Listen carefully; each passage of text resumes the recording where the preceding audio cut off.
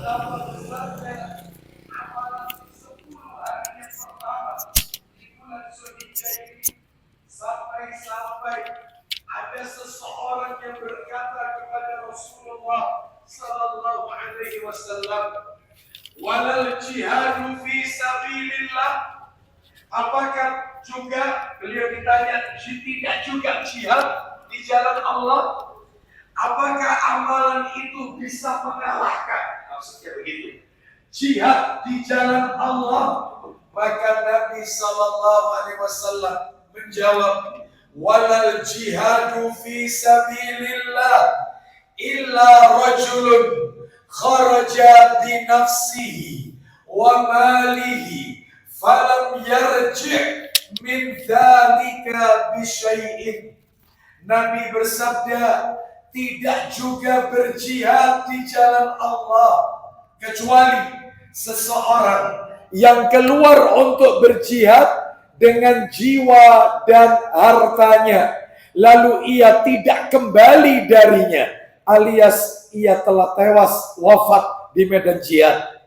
Maka ini menunjukkan berarti betapa besar amalan di 10 hari yang pertama bulan Zulhijjah ini. Semoga Allah Subhanahu wa taala menjadikan seluruh amal yang kita lakukan ini menjadi pemberat timbangan amal kebajikan kita kelak di yaumil mizan. Bapak Ibu kaum muslimin dan muslimah rahimani wa rahimakumullah, malam hari ini kita akan melanjutkan materi kita pada bulan yang lalu. Kita masih berbicara madza yuhibbun nabiyyu sallallahu alaihi wasallam wa madza yakrahu. Apa yang dicintai dan dibenci oleh Nabi sallallahu alaihi wasallam, dan kita masih berada yang dicintai Nabi. Terakhir catatan saya, kita sudah masuk yang dicintai Nabi nomor 11. Apakah dia? Nabi sallallahu alaihi wasallam menyukai orang yang paling baik budi pekertinya. Nabi mencintai orang-orang yang paling baik akhlaknya. Baik, mana dalilnya? Kami bacakan ulang dalilnya. Disebutkan dalam riwayat Tirmidzi, dalam Sahih Targhib wa Tarhib, di jilid yang kelima, hadis nomor 2649, dari sahabat Jabir ibni Abdullah radhiyallahu an, ia berkata, Rasulullah sallallahu alaihi wasallam, beliau bersabda, "Inna min ahabbikum ilayya wa aqrabikum minni majlisan yaumal qiyamah ahsanakum akhlaqan." Artinya, silakan. Dari Jabir radhiyallahu anhu bahwasanya Rasulullah sallallahu alaihi wasallam beliau bersabda, Isinya, sesungguhnya orang yang paling saya cintai dan kalian dan paling dekat dariku majelisnya pada hari kiamat kelak siapa? adalah orang yang paling baik akhlaknya. Nah, baik. Orang yang paling saya cintai dan kedudukannya majelisnya paling dekat denganku nanti di hari kiamat, orang yang memiliki budi pekerti, attitude yang baik. Dan dari hadis ini beberapa poin sudah kita bahas. Yang pertama, belajar adab atau akhlak sebelum mempelajari ilmu. Adab dikedepankan sebelum menuntut ilmu. Itu yang pertama, dan itu sudah kami sampaikan.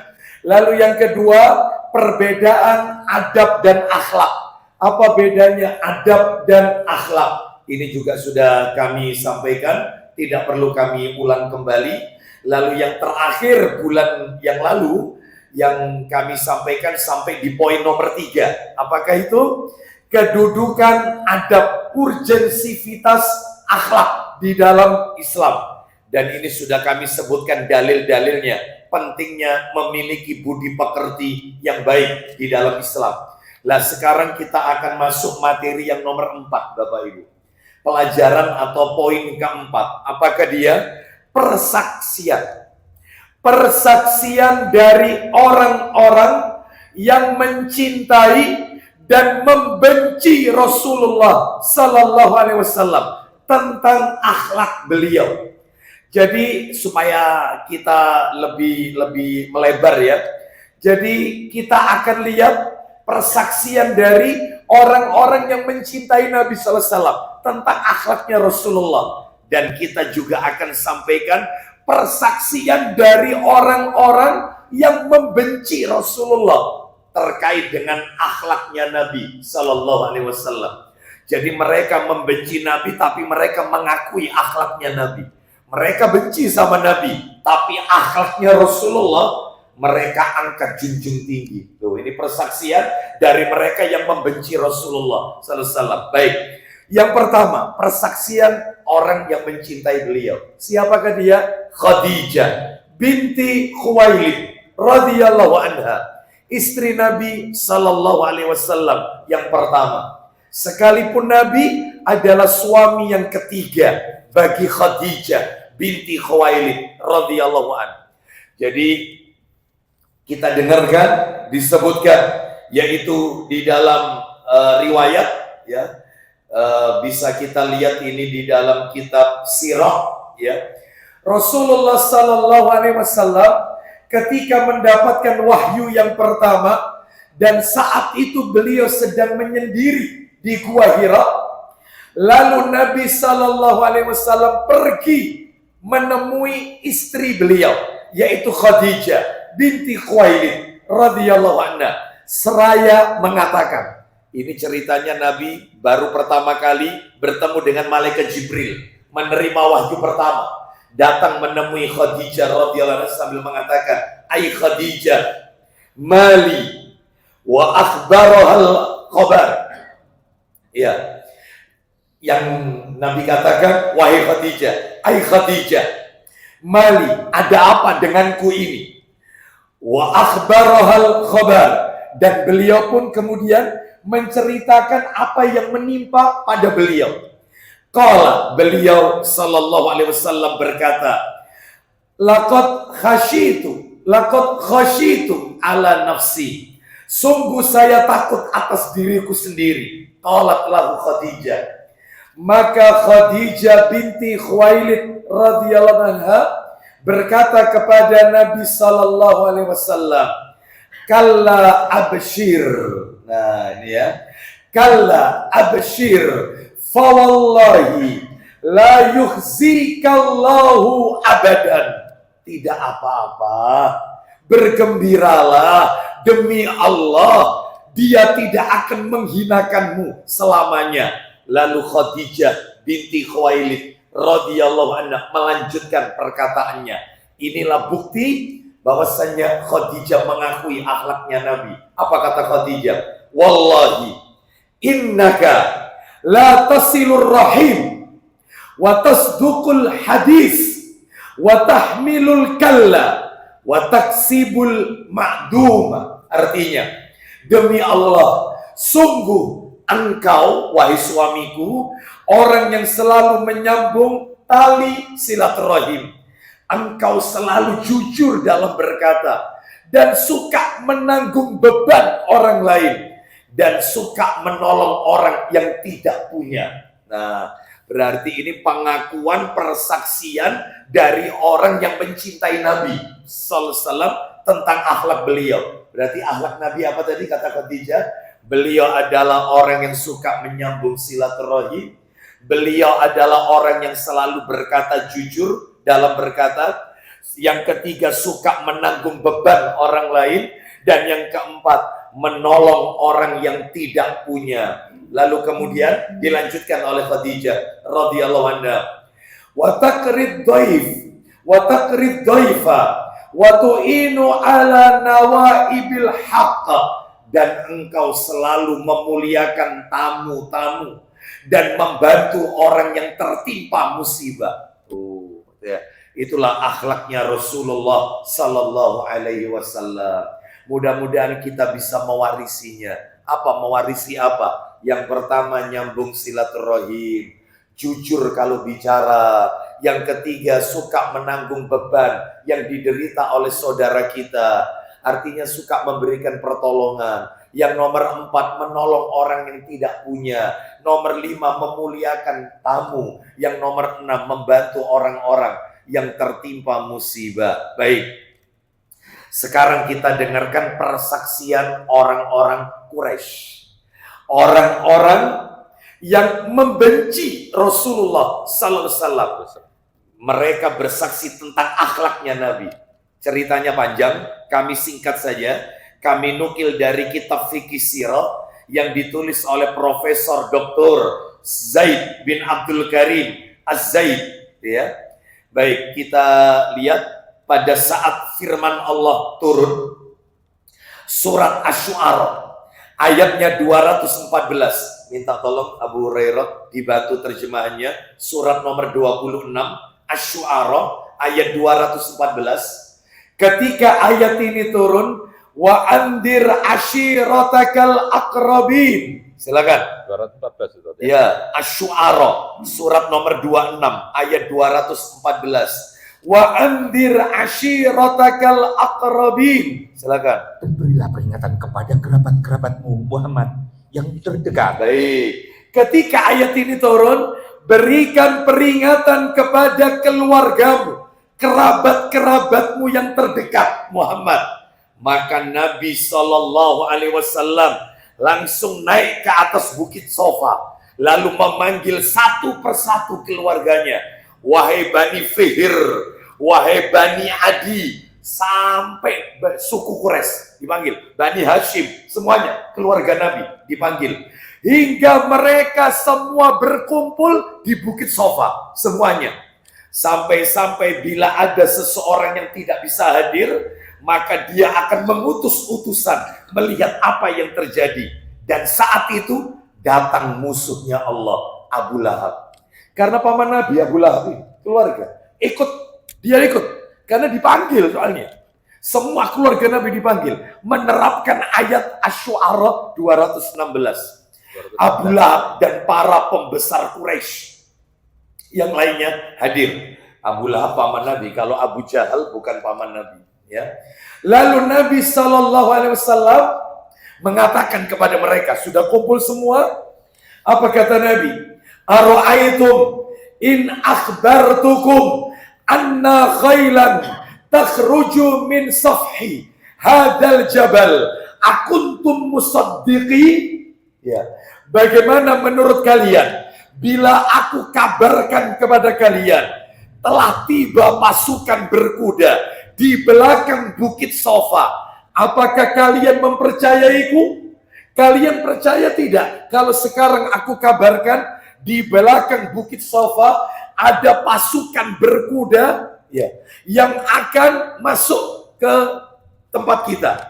Maka serempak seluruh, tidak tersisa satu, semuanya mereka mengatakan, ma kharabna alaika kadiban, kami tidak pernah mendapatimu berdusta. Kau tidak pernah bohong. Kau orang di kota ini yang tidak pernah berdusta. Berarti diakui Nabi itu terkenal kejujurannya. Bahkan Nabi mendapatkan gelar Al-Amin, manusia terpercaya. Bayangkan, kau tidak pernah berdusta. Berarti mereka percaya kalau diberitakan ada pasukan berkuda yang akan masuk ke kota ini. Di belakang, pasukan itu di belakang bukit Sofa. Lalu Nabi SAW melanjutkan, nah, karena mereka percaya sama Nabi, mereka yakin kalau Nabi nggak pernah berdusta, langsung Nabi bersabda. Apa kata Nabi kepada mereka? Fa inni nadhirun lakum baina yaday adzabin syadidin. Sungguh aku peringatkan kepada kalian dari azab yang keras. Maksudnya, jika kalian tidak mentauhidkan Allah, kalian masih menyembah berhala. Ya, keluar Abu Lahab. Lalu dia dengan lantang mengucapkan, paman Nabi loh ini, paman Nabi. Beliau mengucapkan, tabban laka ma jama'tana illa lihada. Ya. Apa kata Abu Lahab? Celaka engkau. Ya, ini keponakannya sendiri digitukan. Ya, Nabi itu keponakannya. Celaka engkau. Engkau kumpulkan kami hanya untuk dengar ocehanmu seperti ini. Kau kumpulkan kami hanya untuk mendengarkan ini. Lalu kemudian Abu Lahab berdiri, lalu Allah turunkan ayat yaitu surat Al-Lahab. Kita dengarkan Allah Ta'ala, jadi turunnya ayat ini yaitu surat Al-Lahab karena kejadiannya adalah seperti yang tadi kami ceritakan. Surat nomor 111. 5 ayat Allah Ta'ala berfirman, surat Al-Lahab. Saya yakin kita semua pada hafal. Kita dengarkan murotalnya. Silakan terjemahnya 1-5. Binasalah kedua tangan Abu Lahab. Binasalah kedua tangan Abu Lahab. Terus. Dan benar-benar binasa dia. Terus. Tidaklah berguna baginya hartanya dan apa yang dia usahakan. Lanjut. Kelak ia akan masuk ke dalam api yang bergejolak, neraka. Terus. Dan begitu pula istrinya, yaitu Ummu Jamil. Lanjut. pembawa kayu bakar penyebar fitnah. Nah, terus Di lehernya ada tali dari sabut yang dipintal. baik. Bapak Ibu sekalian rahimani wa rahimakumullah. Terakhir, persaksian Abu Jahal. Tadi Abu Lahab, sekarang Abu Jahal. Nah, Abu Jahal disebutkan di dalam satu kisah, kami nukil dalam tafsir Ibnu Katsir di jilid yang ketiga, ketika mengomentari surat Al-An'am. Siapkan aja Al-An'am ayat 33. Ayat ini turun ada sebabnya. Kejadiannya adalah, singkat aja, suatu hari Abu Jahal mengatakan kepada Nabi. Anda kaget kalau dengar kata-katanya Abu Jahal. Saya langsung bacakan aja terjemahannya. Abu Jahal berkata, sesungguhnya kami ini tidak mendustakan engkau Muhammad, tetapi kami mendustakan apa yang engkau bawa. Kami tidak mendustakan engkau karena kau ini orang jujur. Kau ini orang yang rajin menyambung silaturahim, menjamu tamu, suka menolong yang lemah. Kau ini orang baik. Yang kami dustakan ajaran. Langsung turun Al-An'am ayat 33. Gara-gara ini, kalimatnya Abu Jahal turun ayat Al-An'am ayat 33. Kita dengarkan Allah Ta'ala berfirman. Surat Al-An'am ayat 33. Sungguh kami mengetahui bahwa apa yang mereka katakan itu menyedihkan hatimu Muhammad. Baik, sungguh kami mengetahui apa yang mereka katakan itu menyedihkan hatimu Muhammad. Terus, Janganlah bersedih hati, karena sebenarnya mereka bukan mendustakan engkau. Mereka bukan mendustakan engkau, tetapi orang yang zalim itu mengingkari ayat-ayat Allah. Nah, itu ya, berarti Abu Jahal mengakui akhlaknya Rasulullah Sallallahu Alaihi Wasallam. Makanya Bapak Ibu nggak usah kaget. Di dalam Al-Quran itu yang diekspos Abu Lahab. Abu Jahal tidak pernah diekspos. Kan tidak ada surat Al-Jahl. Yang ada surat Allah. Kenapa kok tidak ada surat berbicara Abu Jahal? Kok ada surat Al-Lahab bercerita tentang Abu Lahab. Kenapa yang diekspos oleh Allah Abu Lahab? Kenapa kok bukan Abu Jahal? Jawabannya cuma satu. Kenapa Abu Jahal tidak diekspos, bahkan tidak dijadikan sebagai nama surat dalam Al-Quran? Abu Lahab dijadikan nama surat Al-Lahab. Ya. Kenapa? Karena Abu Jahal dia tidak mendustakan Rasulullah SAW. Yang dia dustakan adalah ajarannya Rasulullah SAW. Dia mengatakan Nabi itu jujur. Nabi itu orang yang benar. Ya, cuman dia tidak mau mengikuti ajaran Rasulullah SAW. Makanya dia tidak diekspos di dalam Al-Quran sebagai nama surat. Sedangkan Abu Lahab, selain dia tidak mengikuti ajaran Nabi, menolak seruan Nabi, dan menyakiti Nabi, serta mendustakan Nabi secara pribadi. Ini lengkap, paket komplit Abu Lahab itu. Abu Lahab itu paket komplit. Kalau Abu Jahal enggak. Di sisi lain dia masih mengakui. Bahkan ketika Rasulullah SAW sujud di depan Ka'bah, itu Abu Jahal. Jahal ya, bukan Lahab. Abu Jahal. Dengan konco-konconya, mereka punya rencana jahat. Siapa di antara kalian yang berani meletakkan isi perut onta yang sudah disampah selama sepekan itu, kalian letakkan di pundaknya Muhammad saat dia sujud. Maka dari teman-teman Abu Jahal yang paling pemberani, mereka mau mengambil isi perut onta. Isinya loh ini, berarti kan ini kalau bahasa kita kan jeroan hijau ini. Iya, bukan jeroan merah. Jeroan hijau itu kan babat, usus. Ini seminggu di sampah, sudah keluar belatungnya loh ini. Baunya luar biasa loh ini. Ini loh, bayangkan. Diambil, nunggu Nabi sujud, diletakkan di pundaknya. Tidak ada satupun orang yang berani mengambil yang menjijikkan tersebut, kecuali Fatimah binta Muhammad sallallahu alaihi wasallam yang lewat saat itu, diambil satu persatu isi perutnya onta yang ada di pundaknya Nabi, yang menjijikan. Lalu setelah sholat, Nabi sallallahu alaihi wasallam berdoa kepada Allah. Satu persatu disebut oleh Nabi, ya Allah laknatlah Abu Jahal, ya Allah laknatlah fulan, laknat, satu persatu didoakan laknat, kutukan. Lalu mereka terdiam dan Nabi bertanya, kenapa kalian terdiam? Padahal sebelumnya kalian tertawa terbahak-bahak. Apa yang menyebabkan kalian terdiam? Karena doamu pasti didengar oleh Tuhan. Abu Jahal ini Pak, ngerti. Nabi ini kalau berdoa pasti dikabulkan oleh Allah. Ya, karena doamu pasti dikabulkan oleh Tuhan. Lu bayangkan. Jadi Abu Jahal dia mengakui yaitu akhlaknya Rasulullah, tapi tidak mau mengikuti ajaran Nabi SAW. Baik, beda dengan Abu Lahab. Kita lanjutkan sekarang yang berikutnya Bapak Ibu sekalian, yang nomor 5 sekarang ya. Yang nomor 5, potret sebagian akhlak Rasulullah Sallallahu Alaihi Wasallam. Ya, ini sebenarnya banyak Bapak Ibu, cuman kita sebutkan saja beberapa saja ya. Di antaranya yang pertama, potret sebagian akhlak Rasulullah Sallallahu Alaihi Wasallam yang semestinya kita jadikan panutan. Jadi Nabi kita jadikan sebagai pilot project percontohan, sang uswatun hasanah, manusia yang wajib kita teladani. Ya. Yang pertama, Nabi Sallallahu Alaihi Wasallam adalah orang yang paling banyak beristighfar dan bertaubat kepada Allah.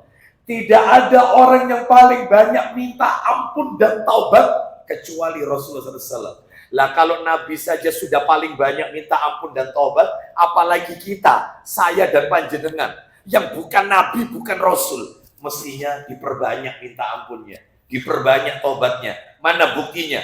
Coba dibuka Ibnu Majah, Sunan Ibnu Majah, nomornya 3815, 3815. Kita dengarkan. Ibnu Majah 3815. Silakan Abu Hurairah baca.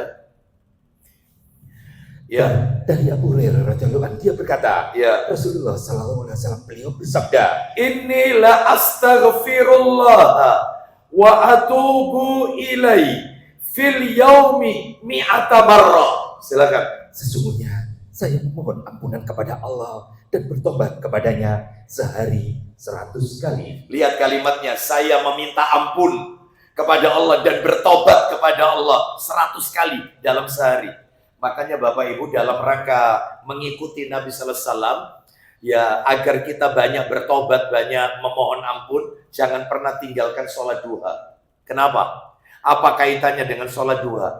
Sholat duha ini Bapak Ibu, Nabi Sallallahu Alaihi Wasallam mengatakan sholat duha ini nama lainnya adalah sholat awwabin. Sholatnya orang yang banyak bertaubat kepada Allah SWT. Sholat awwabin itu sholat duha. Jadi duha sama dengan awwabin. Awwabin sama dengan duha. Kenapa? Kok disebut sholatnya orang yang banyak bertaubat? Karena Nabi mengajarkan setiap selesai sholat duha yang dibaca 100 kali. Allahumma firli wa tub alayya innaka antat tawwabur rahim. 100 kali. Allahumma firli, ya Allah, ampunilah dosa-dosaku. Wa tub alayya, terimalah taubatku. Innaka antat tawwabur rahim, karena sesungguhnya Engkau Maha penerima taubat dan Maha penyayang. Makanya perbanyak sholat sunnah duha, maka otomatis kita akan tercatat sebagai hamba yang banyak bertaubat kepada Allah Subhanahu wa taala. Terus yang nomor 2.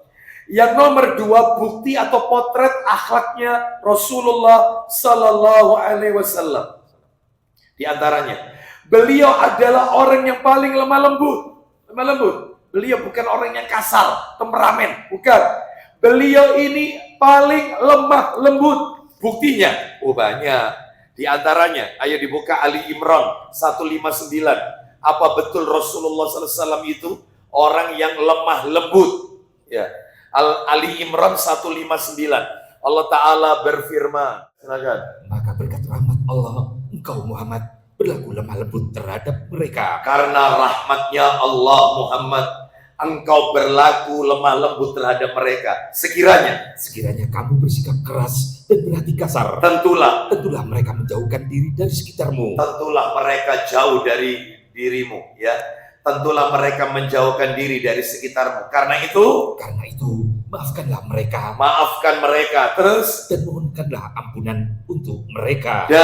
Dan bermusyawarahlah dengan mereka dalam urusan itu. Kemudian apabila engkau telah membulatkan tekad, maka bertawakallah kepada Allah. Sesungguhnya Allah mencintai orang-orang yang bertawakal. Bukti yang lain kalau Nabi itu lemah lembut disebutkan dalam Sahih Bukhari.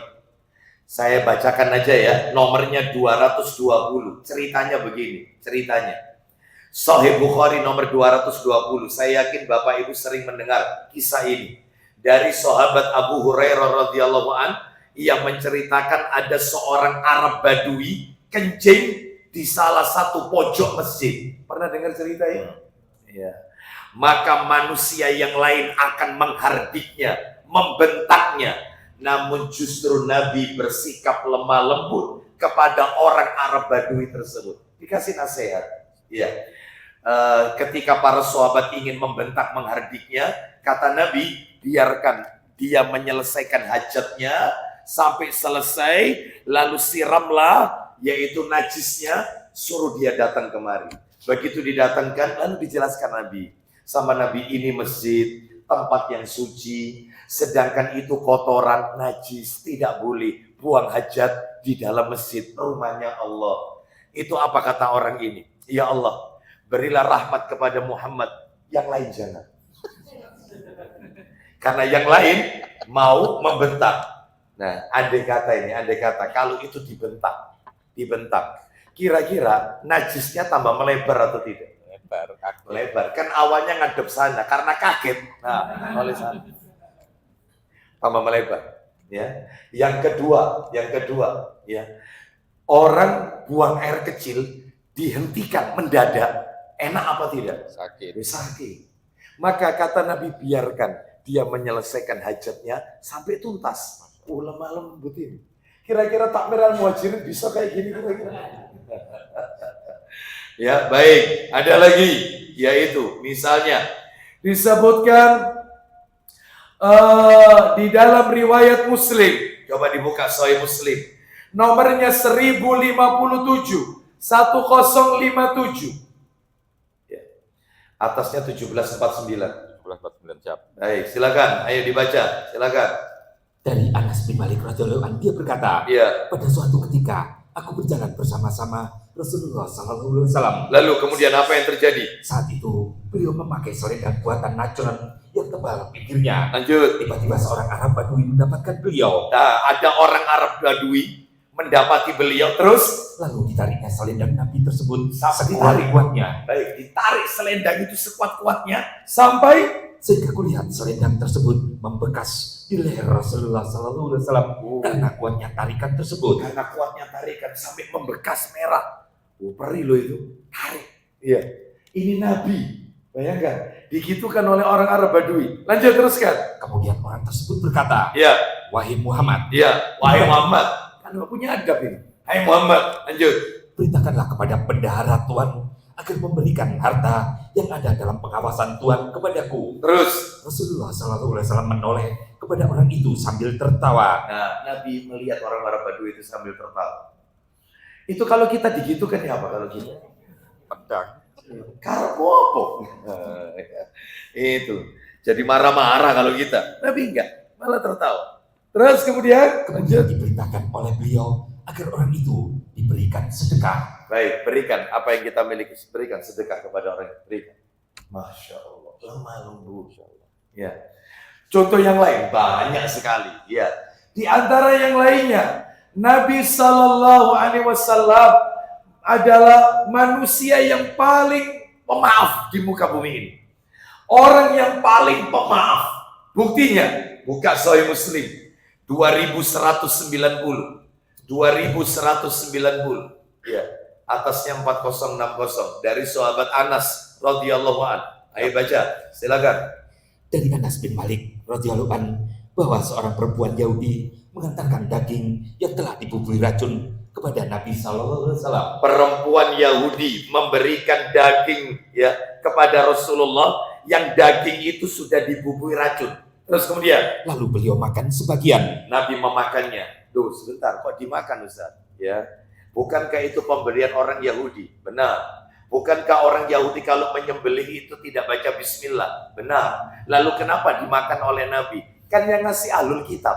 Sembelihannya ahlul kitab, kan halal untuk kita. Maka boleh. Jadi kalau panjenengan dikasih potongan daging ayam atau sapi atau daging kambing oleh tetangga kita yang non muslim, selama itu ahlul kitab Yahudi atau Nasrani, cukup kita yang baca bismillah. Padahal saya tambahkan, orang Yahudi bisnisnya riba. Bukankah riba itu pencetusnya orang Yahudi? Bisa jadi daging itu sumber dananya dari uang riba, tapi Nabi tetap memakannya bismillah, dimakan. Karena dagingnya daging halal, hewan halal yang menyembelih ahlul kitab. Jadi sembelian ahlul kitab. Jadi kalau ada tukang jagal Kristen, nggak apa-apa, sah, sembelihannya sah. Yang tidak sah itu kalau ada orang Islam tidak sholat, tukang jagalnya tidak sholat, nyembelih, tidak boleh kita makan. Berarti kalau begitu Pak Ustadz, berarti orang tidak sholat itu lebih parah ketimbang ahlul kitab. Iya. Buktinya ahlul kitab boleh kita makan sembelihannya. Orang tidak sholat, sembelihannya tidak boleh kita makan. Hati-hati kalau cari tukang jagal, ya. Seperti itu. Waktunya sholat duhur, dia tidak mau sholat. Alasannya nggak bawa ganti baju. Maka panitia harus siapkan baju. Nggak ada alasan. Ya, kita kasih baju. Ayo sholat. Nah, gitu ya. Baik. Lanjut, teruskan. Jalan cerita berikutnya setelah dimakan oleh Nabi. Kemudian perempuan itu dipanggil ke hadapan Rasulullah sallallahu alaihi wasallam. Terus, Lalu beliau menanya kepadanya tentang racun tersebut. ya, Jawabnya, ya. aku sengaja hendak membunuh Anda. Aku sengaja hendak membunuh Anda. Lu terang-terangan lo ini. Apa kata para sahabat? Silakan. Sabda Nabi sallallahu alaihi wasallam, Ya. tidak mungkin Allah Subhanahu wa taala akan memberi wewenang kepadamu untuk berbuat demikian. Lanjut. Para sahabat bertanya, Ya. bolehkah kami membunuh perempuan tersebut, wahai Apa Rasulullah? boleh, Rasulullah? Kita bunuh wanita ini. Izinkan aku untuk membunuh wanita ini. Apa kata Nabi? Beliau menjawab, jangan. Terus. Kata Anas selanjutnya, kami melihat jelas bekas racun itu kelihatan di leher Rasulullah sallallahu alaihi wasallam. Jadi sampai terlihat racun itu membekas di leher Nabi. Bayangkan. Ini menunjukkan kepada kita bahwasanya Nabi itu memiliki jiwa pemaaf. Paling pemaaf. Ya. Baik. Terakhir, Rasulullah sallallahu alaihi wasallam adalah orang yang paling kuat ibadahnya. Nggak ada deh. Nggak ada orang yang paling kuat ibadahnya kecuali Rasulullah sallallahu alaihi wasallam. Makanya apa yang beliau ajarkan kepada kita dalam urusan ibadah, sami'na wa ata'na, jangan ditambah, jangan dikurangi. Ojo minteri Rasulullah sallallahu alaihi wasallam. Jangan sok alim lebih dari Rasulullah. Ditambah iki, kurangi, tambah ini. Jangan berinovasi dalam ibadah. Rasul ini sudah orang paling top-topnya orang sudah. Top, kiainya kiai, mbah-mbahnya kiai. Sudah, buyut. Gak ada lagi sudah. Jadi ojo nambah-nambahi ibadah. Jangan ditambahi. Di inovasi ini, tambah iki, wirid iki. Ada. Ini orang paling kuat ibadahnya. Ikuti. Ya. Mana dalilnya kalau Nabi ini orang yang paling kuat ibadahnya. Sehingga gak ada manusia yang bisa menandingi Nabi sallallahu alaihi wasallam. Kita umatnya tinggal ngikuti jejak beliau. Ya. Mana ini buktinya? Buktinya disebutkan dalam Sahih Bukhari. Nomornya 2044, 2044. Ya. Ayo dari Abu Hurairah menceritakan, Abu Hurairah radhiyallahu anhu, silakan. Dari Abu Hurairah radhiyallahu anhu dia berkata, Ya. Nabi sallallahu alaihi wasallam selalu beriktikaf pada bulan Ramadan selama 10 hari. Nabi itu biasa itikaf 10 hari ngebleng, gak pulang-pulang. Ternyata menjelang ajalnya, mendekati wafatnya, lanjut. Namun pada tahun wafatnya, beliau beriktikaf selama 20 hari. 20 hari itikafnya di masjid. Oh, menjelang ajalnya. Terus Nabi kalau sholat tahajud buka Sahih Muslim 772. Muslim, sampai bengkak kaki beliau. Ya. Kita memang betul bengkak, cuma asam urat ini masalahnya. Kalau Nabi tidak, ini bengkaknya saking lamanya berdiri. Ya. Kenapa? Ayo dibuka 772. Silakan dari sahabat Hudzaifah Ibnu Yaman radhiyallahu anhu. Atasnya 1291. Siap. Dari Hudzaifah Al-Yaman radhiyallahu anhu, dia berkata, Kita lanjutkan dikit, teruskan. pada suatu malam saya sholat qiyamul lail bersama Rasulullah sallallahu alaihi wasallam. Terus. Lalu beliau mulai membaca surah Al-Baqarah. Jadi Nabi membaca surat Al-Baqarah. Lama tahajudnya. Terus Kemudian saya pun berkata dalam hati, saya berpikir dalam hati, berkata dalam hati, mungkin surat Al-Baqarah yang Nabi baca ini, karena beliau ngikuti Nabi, mungkin berhenti sampai di 100 ayat. Lanjutkan. bahwa beliau akan ruku pada ayat yang ke-100. Ternyata, Kemudian 100 ayat pun berlalu. lalu sampai entek Al-Baqarah. Dalam hati, Hudzaifah bin Yaman, mungkin sampai la yukallifullahu nafsan illa wus'aha, 286 ayat. Ternyata dipikir rukuk, lanjut An-Nisa. Lanjut, silakan. Lalu saya berkata dalam hati bahwa beliau akan sholat dengan surat itu dalam 1 rakaat. Terus, Namun surah Al-Baqarah pun berlalu. Maka saya berkata dalam hati bahwa beliau akan segera sujud. terus. Ternyata beliau melanjutkan dengan mulai membaca surah An-Nisa. An-Nisa, bukan sujud itu, rukuk. Ruku. An-Nisa. Ternyata dipikir mungkin cuma An-Nisa, baru setelah itu rukuk. Ternyata lanjut Ali Imran. Berdiri loh ini, 1 rakaat loh ini. Al-Baqarah 286 ayat, An-Nisa 176 ayat, Ali Imran 200 ayat. Itu kalau di total kurang lebih 650 ayat. Kenapa kok dibalik? Mestinya kan Al-Baqarah, Ali Imran, An-Nisa urutannya. Nabi hendak mengajarkan kepada kita dalam riwayat ini bahwasanya kalau sholat sunnah, surat yang dibaca setelah Al-Fatihah tidak harus urut. Boleh. Rakaat pertama, ini tahajud loh ya. Misalnya tahajud, rakaat pertama qul a'udzu birabbil falaq, rakaat kedua mundur, misalnya idza jaa. Boleh, nggak apa-apa. Tapi kalau sholat fardu, urut. Rakaat pertama misalnya dia membaca qul huwallahu ahad, rakaat kedua ya setelahnya qul a'udzu birabbil falaq atau qul a'udzu birabbin nas. Pokoknya surat setelahnya urut. Itu kalau sholat fardu. Lah ini rakaat pertama sudah qul a'udzu birabbin nas. Rakaat kedua entah ini sudah nas. Iya, berarti Al-Baqarah. Iya. Seperti itu. Jadi kalau sholat wajib urut. Kalau sholat sunnah nggak apa-apa, nggak urut. Ya. Wallahu a'lam bishawab. Demikian yang disebutkan oleh sebagian para ulama. Terus lanjut, silakan. Kemudian beliau melanjutkan ke surah Ali Imran Terus. hingga beliau selesai membacanya. Terus. Bila beliau membaca ayat tasbih, beliau bertasbih, dan bila beliau membaca ayat yang memerintahkan untuk memohon, beliau memohon. Terus. Dan bila beliau membaca ayat ta'awudz, ayat yang memerintahkan untuk memohon perlindungan, beliau memohon perlindungan. Lanjut. Kemudian beliau ruku. Ya apa rukuknya? Dalam ruku, beliau membaca Subhana Rabbiyal Azim, Maha Suci Tuhanku yang Maha Agung. Terus. Dan lama beliau ruku hampir sama dengan berdirinya. Rukuknya sama. Loh itu dibalik-balik ya terus. Subhana Rabbiyal Azim wa bihamdihi subhana. Terus. Lamanya sama seperti berdiri. Kira-kira ada yang sholat model kayak gini? Ayo. Dah. Jadi jangan sok nambah-nambahi ibadah lah, ya. Zikir. Rasul ini udah paling taat sudah, paling topnya ibadah. Zikir tidak pernah lebih dari 100. Nabi tidak pernah berzikir lebih dari 100 kali dalam sehari. Nggak ada. Jadi kalau ada orang zikirnya, baca zikir apa sampai 1111 kali, 2200, pokoknya banyak sekali, sampai ribuan, 4444 kali. Nah, berarti ini kepingin mintai Rasulullah Sallallahu Alaihi Wasallam. Ya, jadi jangan sok-sokan, sudah nggak ada yang paling alim dah, yang paling alimnya orang sudah Nabi Muhammad Sallallahu Alaihi Wasallam. Ya.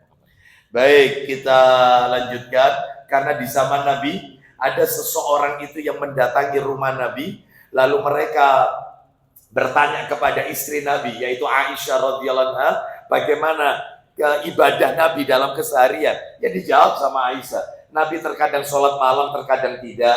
Nabi terkadang puasa, terkadang tidak. Nabi juga menikah, punya anak, punya keturunan. Apa kata 3 orang ini yang datang? Mulai hari ini, aku tidak akan pernah tidur malam. Kalau Nabi oke, karena dijamin masuk surga. Lah kita ini tidak ada jaminan masuk surga. Maka mulai besok atau mulai malam ini, aku tidak akan tidur malam, ibadah terus. Sampai pagi terus, ibadah terus. Kalau Nabi enak, jelas masuk surga. Yang nomor 2, aku akan tiap hari puasa terus. Kalau Nabi enak, jelas masuk surga, jaminan surga. Lah kita ini, itu kalau bahasa sepanjang, lah ini awak dewi. Nah, itu bahasa sepanjang. Ya. Kalau awak dewi, belum tentu dijamin masuk surga. Makanya puasa terus. Ingin minteri Nabi kan? Yang ketiga, mulai hari ini saya tidak akan nikah. Karena dengan menikah, maka ibadah menjadi berkurang. Mikirkan istri, mikirkan anak. Lalu Nabi SAW datang, marah Nabi. Kenapa kalian mengatakan demikian? Orang yang paling taat kepada Allah, ya, di antara kalian adalah aku. Lalu Nabi menutup sabdanya, faman rohibaan sunnati falaisa minni. Siapa yang membenci aturan hidupku, sunnahku, maka dia bukan golonganku.